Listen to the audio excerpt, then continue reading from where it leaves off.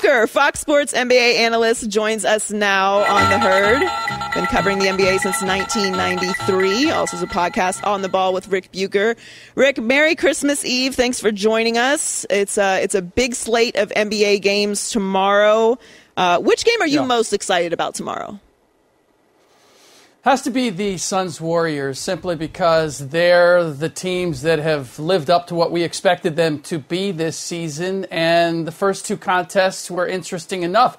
All the other ones, there's one reason or another where I'm just kind of like, you know what? I might be able to get some things done on Christmas rather than parked on the couch watching games all day. Nets-Lakers is probably the next best, and not because of the contest, but simply because what are we going to see from Kyrie Irving? Are we going to see Kyrie Irving? How long are we going to see Kyrie Irving? There is an intrigue in that.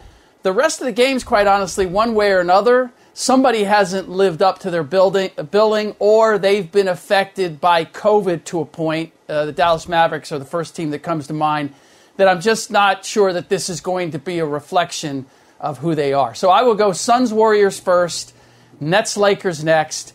And then, you know what, if I've got the TV on in the background and I'm doing other stuff with the family, I'm going to be okay.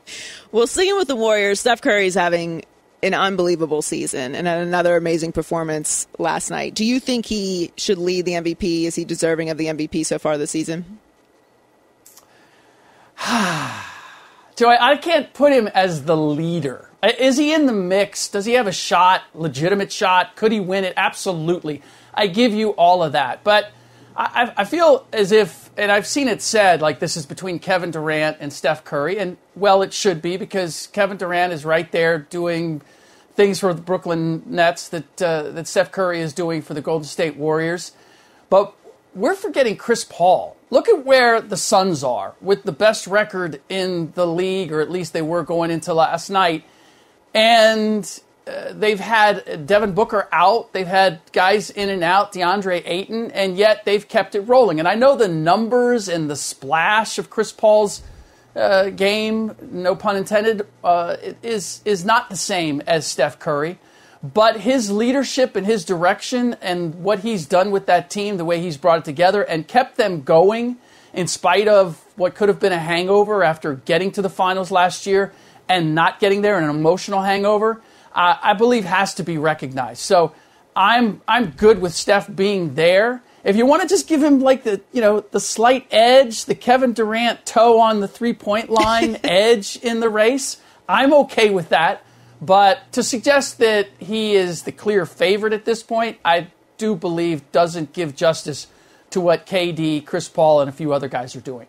We're talking to Ric Bucher on The Herd. You mentioned Kyrie's return. What do you think of them bringing him back, and what are your expectations for him with this Nets team?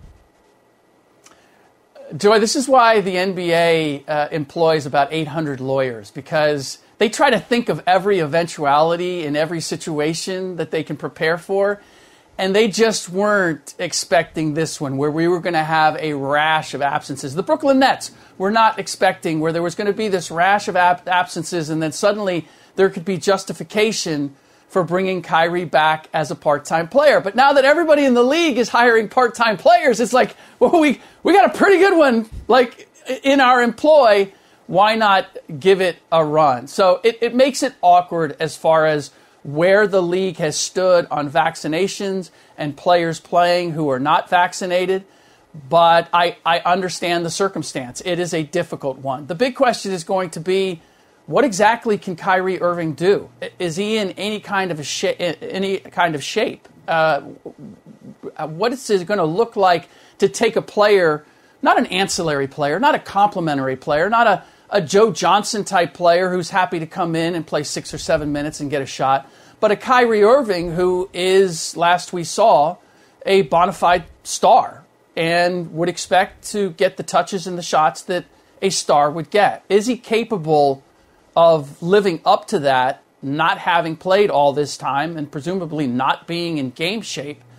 I'm not sure how this is going to work, and I have my doubts that it's for sure going to be successful for the Brooklyn Nets.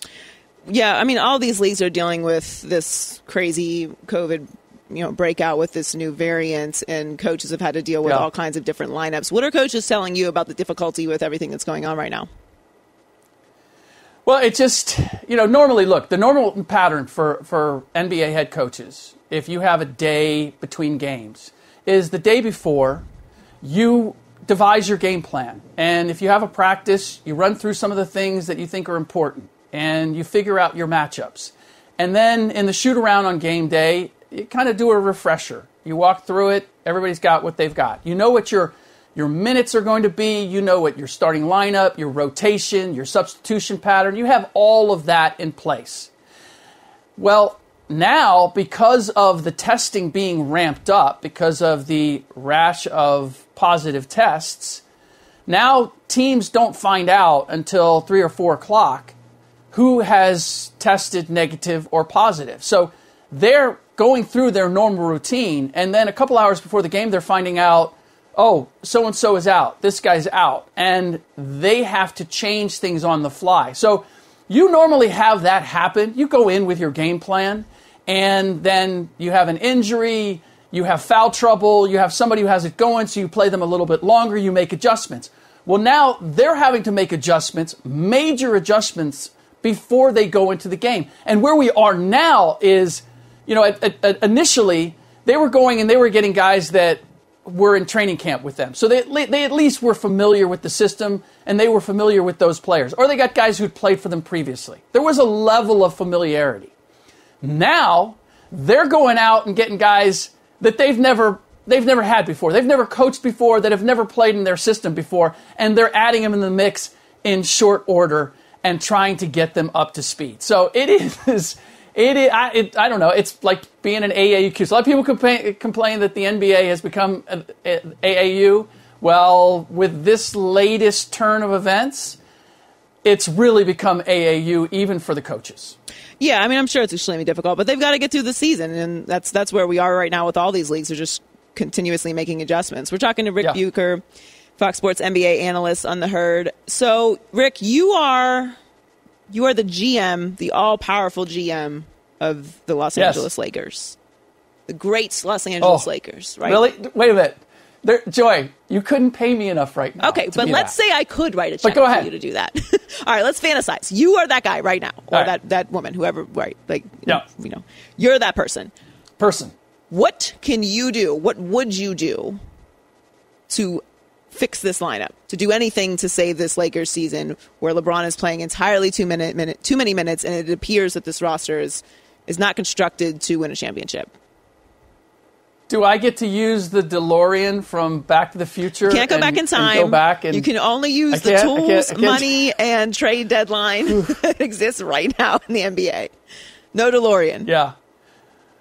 I allow Frank Vogel to coach this team and utilize it in the best way possible, and not give credence to, I have to play my stars a certain way, or I have to play LeBron James a certain way. I am going to utilize all the pieces on my bench. That means if Russ Westbrook, if you're going to sit a fourth quarter or you're going to sit a half, you're going to sit a half. Carmelo Anthony, same thing. LeBron James, same thing. The idea going in adding the Talen Horton, or keeping the Talen Horton Tuckers and adding the Malik Monks and bringing back Dwight Howard and all of that, was that you were going to utilize all of the pieces and mix and match. And quite honestly, I feel as if that has not happened. Russ Westbrook gets to play. Carmelo Anthony gets to play. Everybody gets to play regardless of how they are playing.